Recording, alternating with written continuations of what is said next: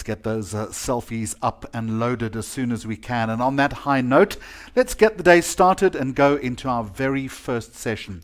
Please remember to keep chatting and to ask those all-important questions. And this is our first area of discussion today. It's an important one. A zero-tolerance approach, best practice in anti-bribery and anti-corruption. It's an issue right around the world. We do have a change in moderator for this session. Federica Takogana won't be joining us due to illness. We hope that you get better, Federica, but we are honored to have step into her place Julian Glass. Let me tell you a little bit about Julian before I hand the floor to him. Senior Managing Director at FTI Consulting, based in London. He works within the forensic and litigation consulting practice and has significant forensic experience with a focus exclusively on forensic accounting assignments and financial investigations, including financial crime investigations, regulatory proceedings, and damages quantification. Julian has particular expertise in the area of anti-bribery and anti-corruption and has carried out many forensic investigations. A perfect person to lead us off on the first session of day 2. Julian, a very warm welcome to you from South Africa. I'll allow you to introduce your panel and get the conversation started. Good morning, and thank you everyone for joining us today. The format of this is that I will spend a little bit of time setting the scene and introducing our speakers. And then each speaker will speak for about 10 minutes with the Q&A session at the end. Please do put your questions in. I'm sure we'll be delighted to try and answer as many as we can at the end.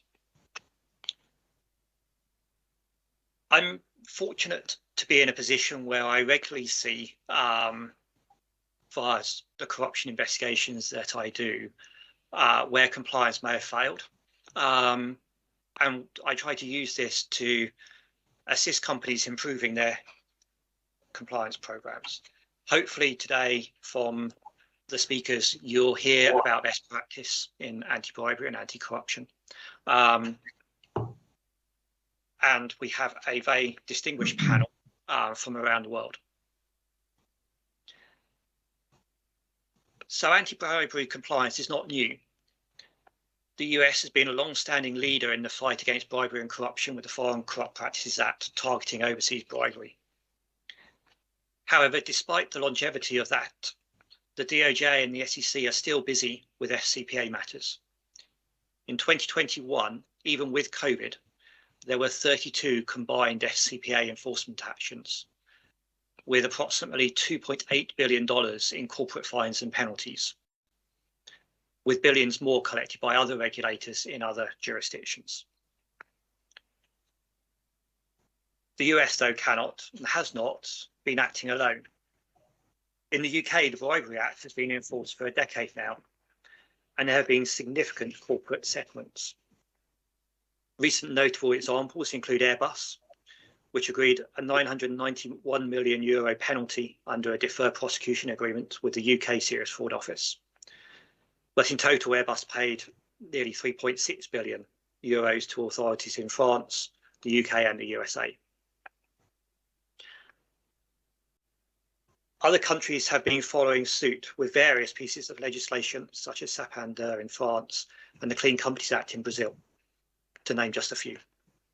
And there have been significant cases involving authorities in Brazil, with, for instance, the Lava Jato investigations, France with Airbus, Netherlands with SBM Offshore, and many others. But I'm sure we can all agree is that more can and should be done. What's interesting about many of these cases is that there are two sides to bribery. There's the payer and the recipient.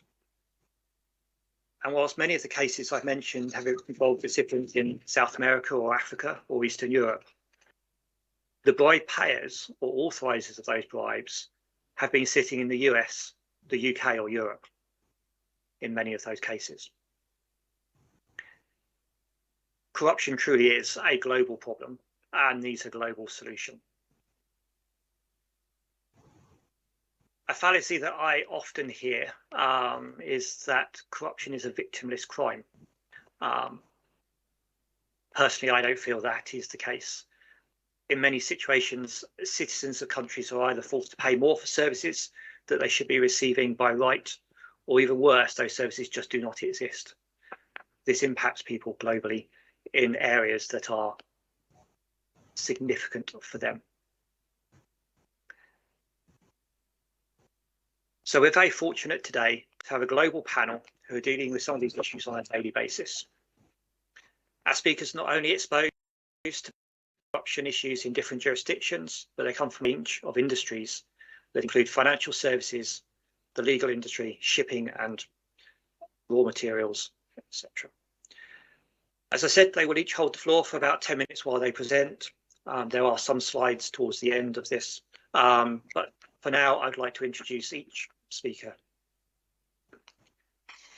Solomon Abiakalam is a compliance leader based in Lagos, Nigeria. Currently, he is Group Risk and Compliance Officer at Cellulant Corporation, a leading African multinational fintech.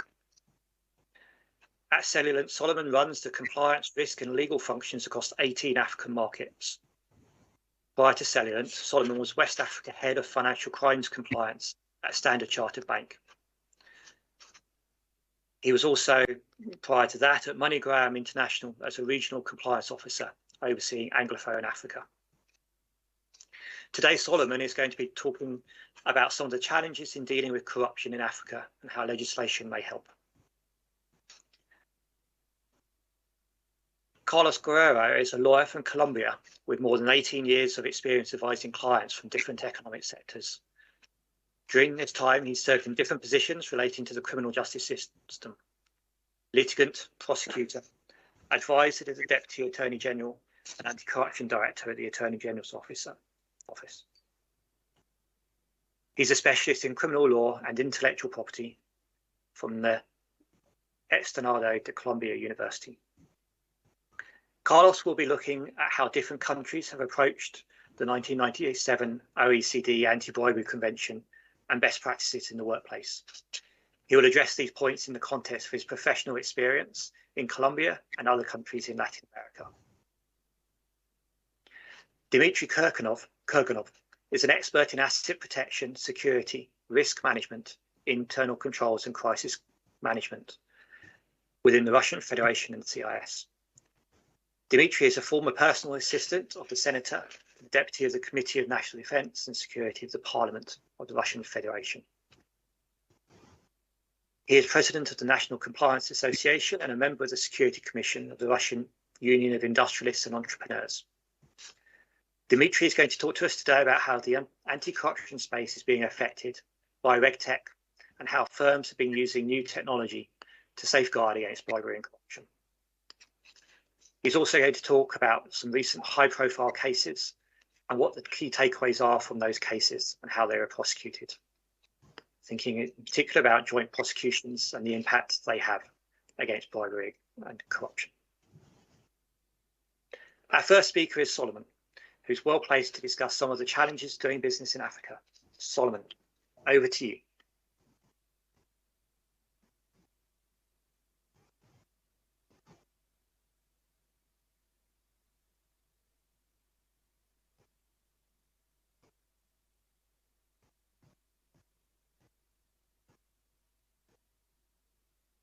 Solomon, if you can hear me, if you could take yourself off mute and start. Okay, yeah. Thank you very much for the introduction. Yeah, I'll be talking about talking to the subject from a couple of points. I hope you can hear me. Okay. Yeah, so the points I want to cover quickly are some of the reasons why there is a slow adoption of international ABC requirements, in Africa. Then I want to also talk about some of the factors that militate against ABC controls in Africa, and then talk about the opportunities that the UKBA and the FCPA provide to Africa, and then how the rest of the world can support that process. And why am I looking at Africa or taking an African approach is because bribery and corruption, though a threat to global economic stability, they often take place within local contexts. You know, often they involve criminal handshakes across continents, but at the end of the day, the impact is actually situated locally. And as we all know as professionals, Africa has been a hotbed when it has to do with the impacts of bribery and corruption. So if I start from the first point, you see that in Africa, ABC principles, especially those derived in compliance with the requirements of the UKBA and FC.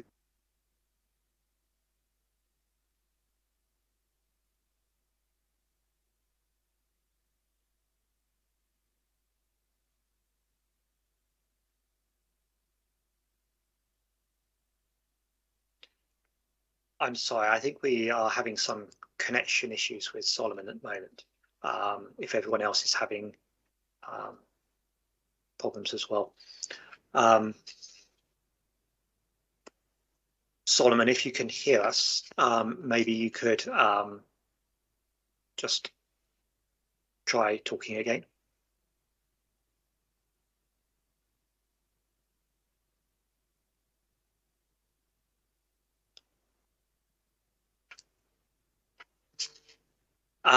So I think Solomon is having some internet issues. So whilst we resolve that, maybe we can hand over to Carlos, please. And then we'll come back to Solomon once he's managed to re-establish his connection.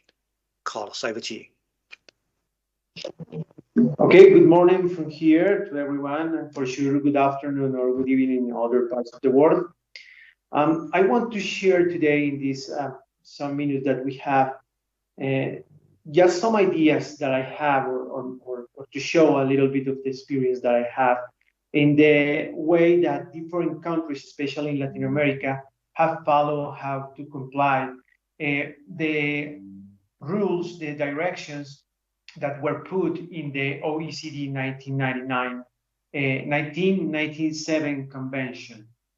As maybe you know, that convention has different purposes, but one of the most important, at least to me, is to make legal entities liable, accountable for the bribery, especially for bribing foreign public officials. For some countries, that convention works as a hard law, but for others, it works as a soft law. It doesn't matter how it works. The point is, my point today is that according to that convention, we can see different tendencies, different legislation tendencies in Latin America to state the liability that the different countries have to regulate the liability of these legal entities. In some countries like Argentina, we have, yes, I have to turn on the camera. Can you see me now?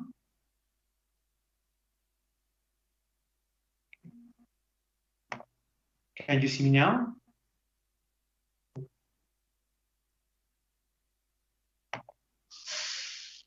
In some countries in Latin America, we have something that we can call criminal liability for legal entities.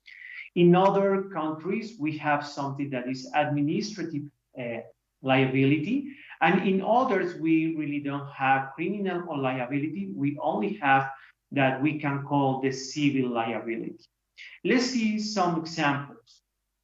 In Argentina, according to the conversation that I have with some colleagues of that country and my personal reading of the Argentinian legislation, we have something that is very, very close to a criminal liability.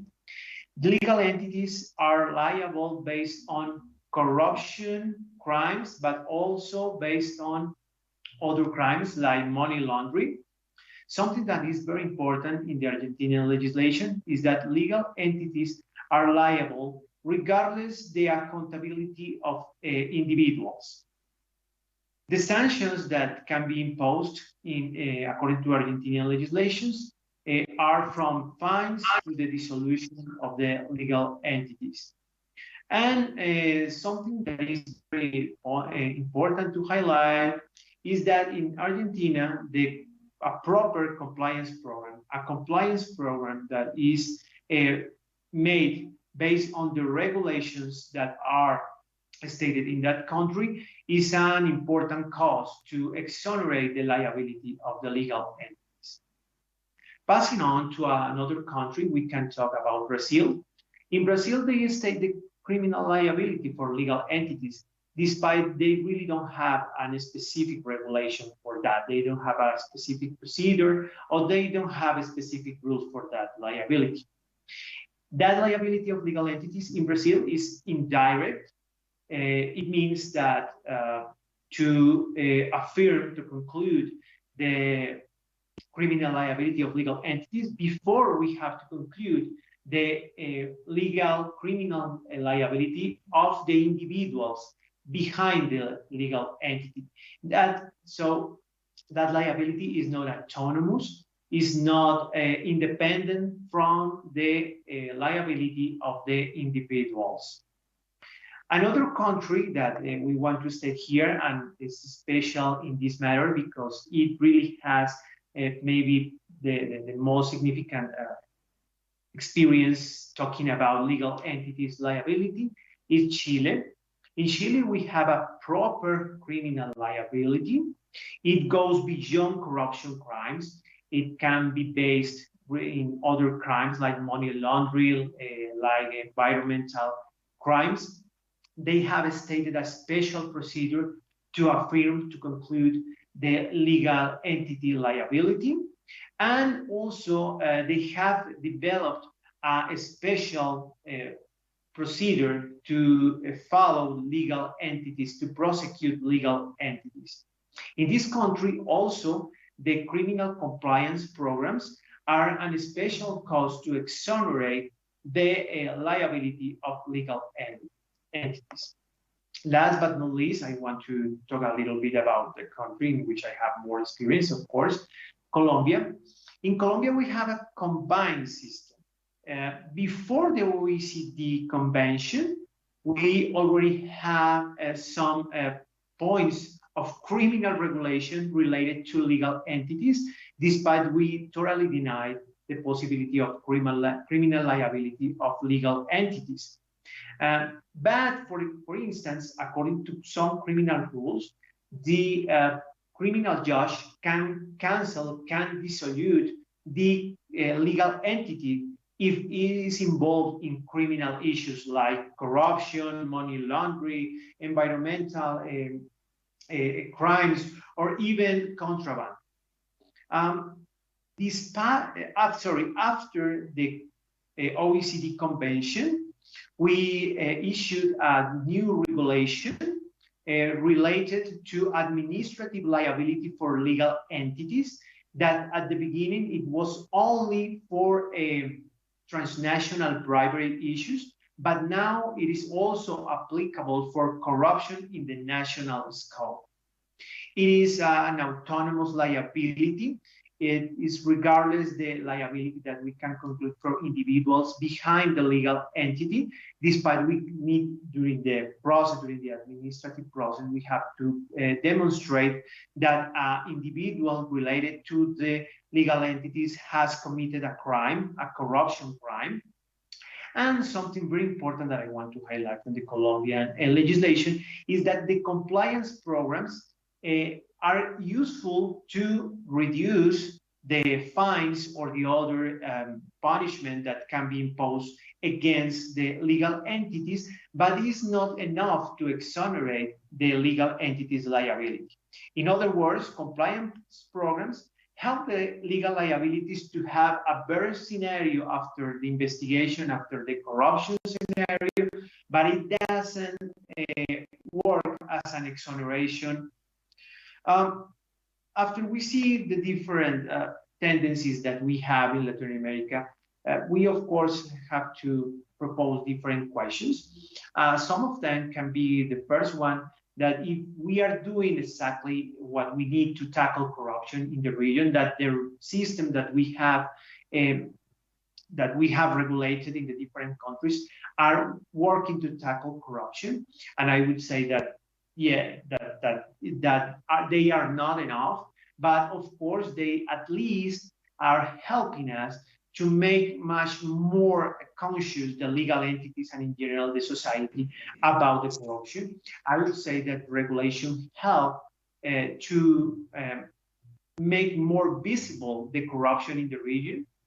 Another question that we can that we can propose in this issue is that if the compliance program are real and complete solution against corruption.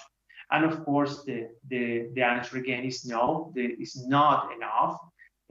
But at least it make that legal entities, that companies work together with a state, with the government, trying to tackle corruption.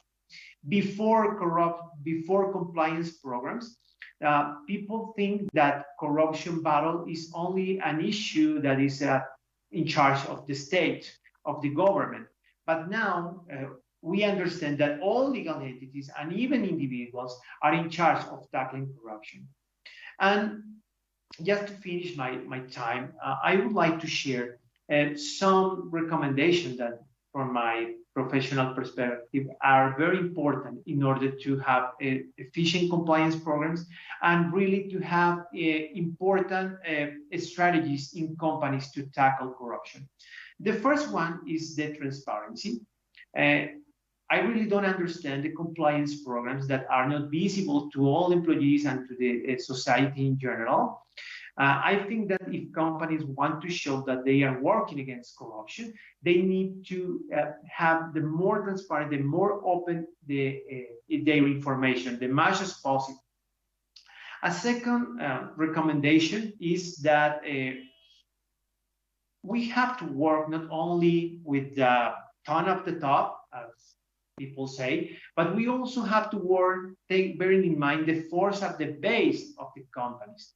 Sometimes the compliance programs only focus on the top positions, thinking that this is important. But to me, an effective strategy to prevent and to combat corruption needs to have in mind all the people working in a company, not only the people at the top, but involving the people at the base of the company.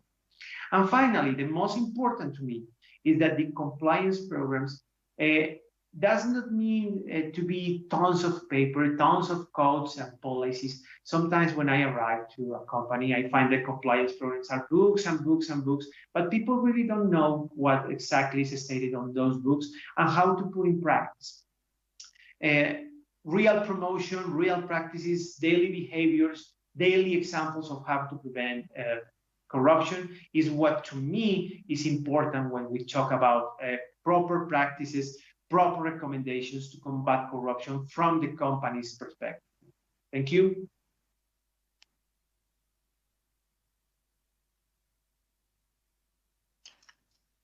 Thank you, Carlos. That's very interesting. I believe we've got Solomon back. And so I think now if we could head over to Solomon, to him now, that would be great. Thank you.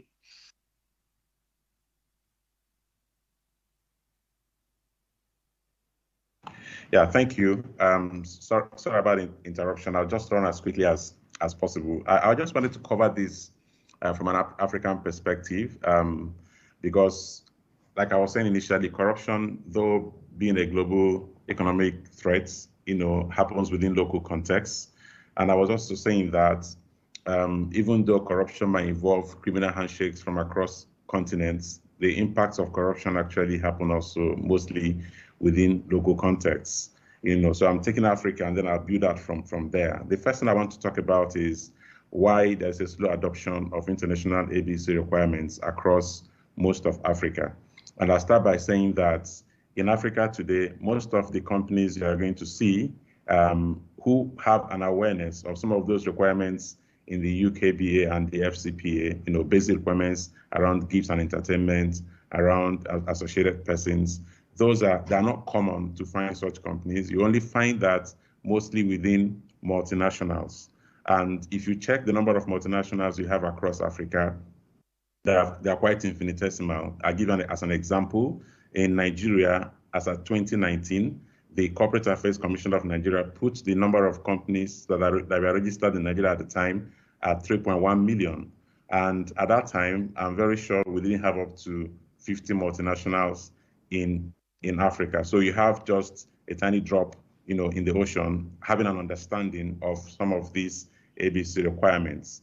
And then one may ask, how about the 3.1 minus 50 businesses? How do they go about responding to bribery and corruption, especially in a continent that has become notorious for bribery and corruption? I like to think through this by an interest through some of the things I learned from an interesting paper that I read some time ago by John Hooker of Carnegie Mellon University. So in that paper, he had argued that that corruption actually operates in different ways among different peoples. He actually said that bribery, kickbacks, cronyism, and nepotism seem to be more prevalent in some parts of the world. And then he went ahead to ask a question. He said, is it because some people are less ethical than others, or is it because they have different ethical systems and regard these behaviors as acceptable?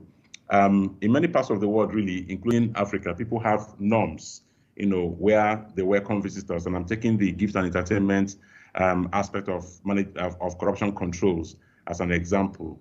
And we have in Africa our ways of showing condolence, our ways of appreciating people through gifts. So you see that a typical business person begins to struggle, with how to deal with this as a challenge. In some contexts, okay, one may ask, is it right for a business person to accept gifts given to him in the course of doing his work? Of course, probably that can be corruption. However, you also find that there are certain instances in Africa where business people find themselves in situations where rejecting the gifts in itself will constitute will go against societal norms. So these are the kind of challenges we deal with in Africa. Some years ago, when Goodluck Jonathan, the former president of Nigeria, said stealing is not corruption, his critics actually railed at him. But if you come to look at it, that comment actually revealed the general African struggle with understanding corruption. Africans understand stealing all too well, and they know that stealing is wrong and should be punished. However, corruption seems to thrive, or maybe thriving in Africa, because people generally consider anti-corruption requirements as foreign rules. A lot of times they think these are foreign rules which they're expected to adopt hook, line, and sinker. Then I want to talk about the factors that militate against ABC controls within Africa, especially the legislative and legal environment in Africa. So you see that there is no international law today that provides specifics around what to do and what not to do. If we take an example, the United Nations Convention Against Corruption 2013, the UNCAC, it provides a most general framework for legislators so they then decide the types of laws that they want to adopt and encourage companies to adopt to fight corruption in their own countries. The UNCAC outlines 3 action areas for private sector to fight corruption, basically company anti-corruption programs, accounting standards, and penalties. Obviously, from what we know today, that coverage is quite limited. We also see that member states themselves, they own the responsibility of determining how best to achieve the UNCAC goals. However, what we see is that there are no ABC regulations in most African jurisdictions. Corruption focuses on natural persons, and so legislation provides no incentives for companies to protect themselves. A case in point in Nigeria is Nigeria, really, where the EFCC has done significant work fighting corruption since its establishment in 2013.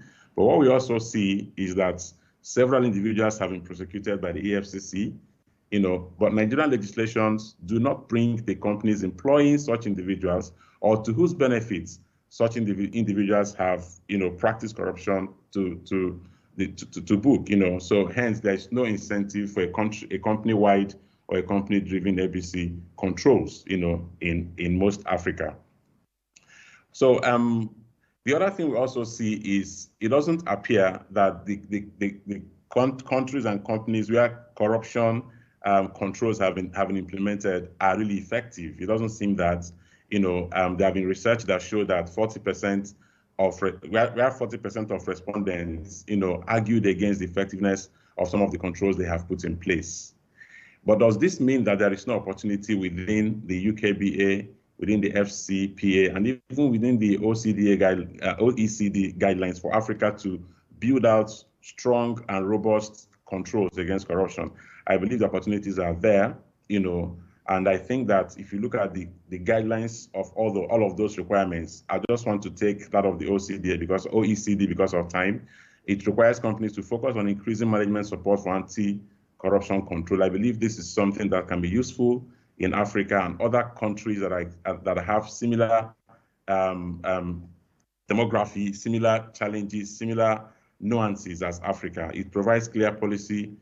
It requires companies to provide clear policy against bribery. It expects companies to set up independent oversight for corporate behavior, and it expects companies to have and enforce compliance programs and also have proper accounting practices in place. I believe that those are undeniable opportunities, for us to control and manage bribery and corruption across Africa. Finally, I want to end with talking about the sort of support that Africa might require in shaping practice and narratives to manage this ABC risk. The opportunities in the international ABC-related laws, as I said, may not fully be realized if there is no intentional review of what's working and what's not working. So if we push an approach where Africa is supposed to, and other countries like Africa are supposed to adopt ABC legislations in a slavish manner simply because they are contained in the laws of other countries, that approach hasn't worked, and I don't think that approach may work. I think we need to sit down and look at what's working, and there's a lot to learn from the implementation of anti-money laundering across different jurisdictions.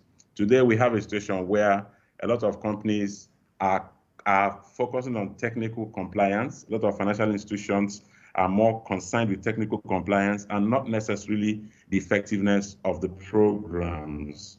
They want to tick boxes, and they don't really want to control financial crime or fight financial crime. That's not what we want to happen in this context. We want to see that indeed, corruption is being mitigated, bribery is reduced to a barest minimum, and not just that companies are ticking boxes and answering to programs. So I'm just trying to rush because of time. I just want to end by going back to that question that John Hooker had asked. I said, or is it because these countries have different ethical systems and regard corrupt behaviors as acceptable? I'll say yes. I think peoples of the world have different ethical systems, and that with the right approach, these can serve as opportunities and not obstacles to mitigating corruption. Africa has a history of traditions, of cultures, of ethos, and of ethics. So in addition to putting the right legal frameworks in place, Africa should also shape public perception of corruption using strong African voices and leveraging on these elements of its heritage. How does the rest of the world help? The rest of the world help by also giving an opportunity to know that there are companies in Africa, there are individuals in Africa, there are governments, in fact, in Africa that are doing their best to fight corruption. And those guys need to be given room. And the rest of the world also needs to realize that there are nuances in Africa that you cannot understand when you're in the US, or you're in the UK, or you're in Canada, or elsewhere. Therefore, we have to create programs, that reflect those nuances. And this may also apply not just for Africa, but for other countries outside of Africa, in Asia, and in South America. So thank you. That's my presentation. Maybe during the question time, I can talk a bit more into it.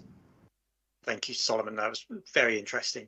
I'm going to hand straight over now to Dimitri. I'm just going to have some slides up on the screen.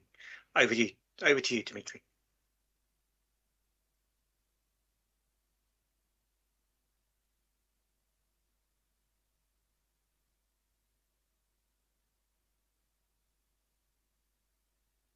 I think you're on mute.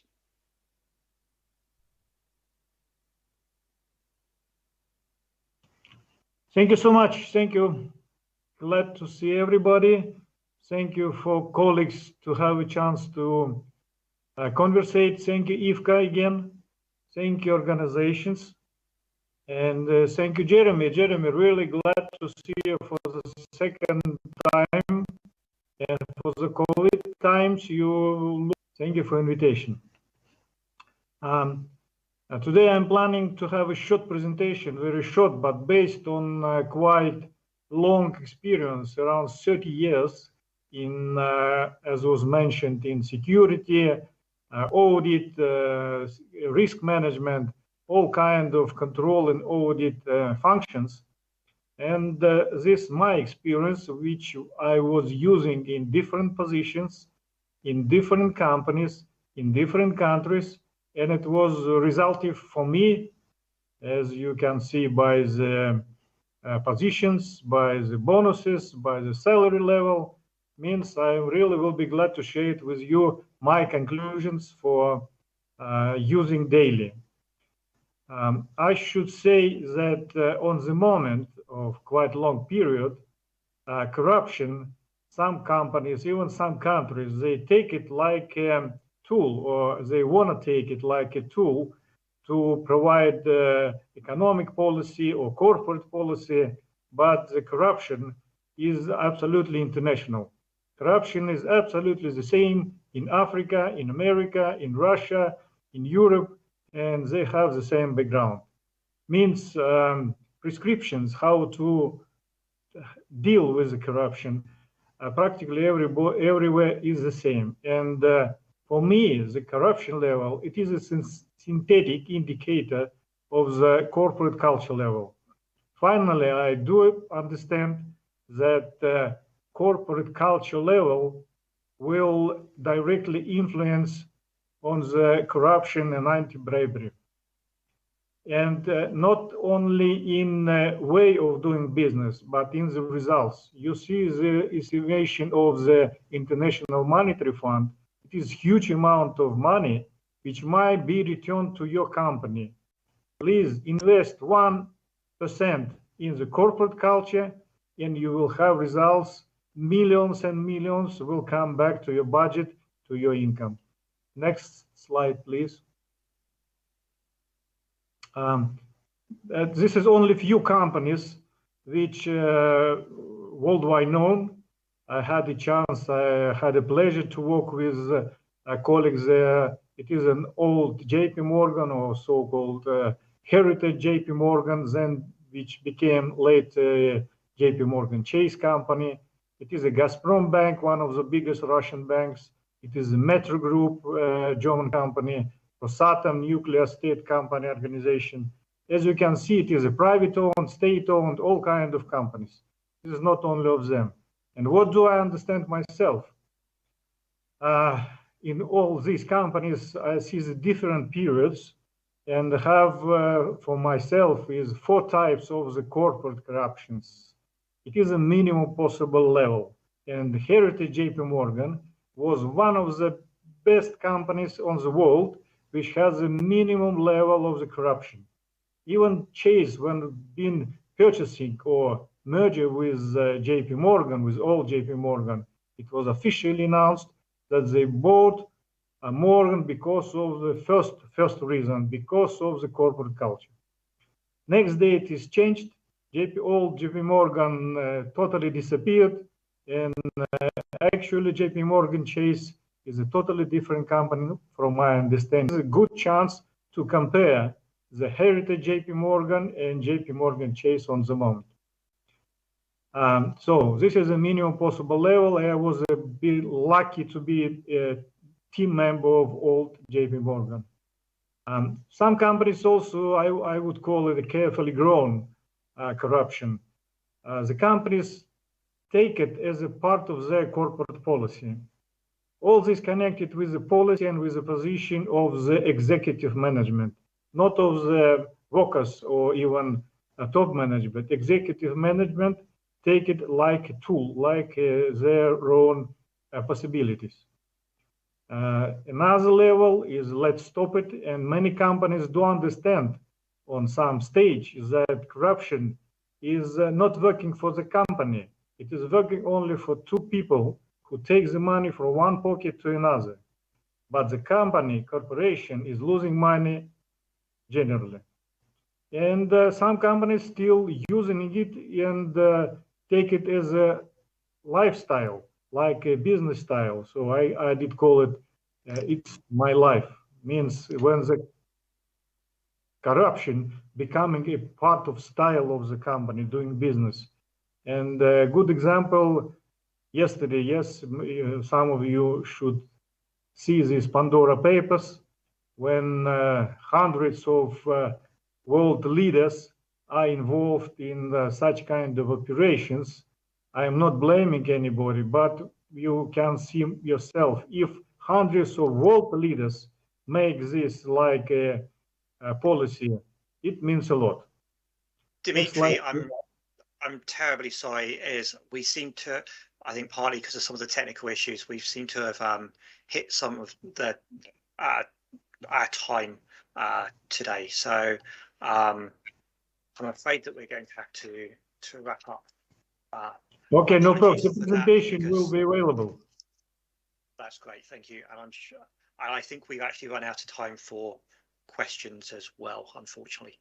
I'm sure is that if the panel would probably be happy to try and answer some via email or otherwise if people have any particular questions. So sorry, there's just a message coming in.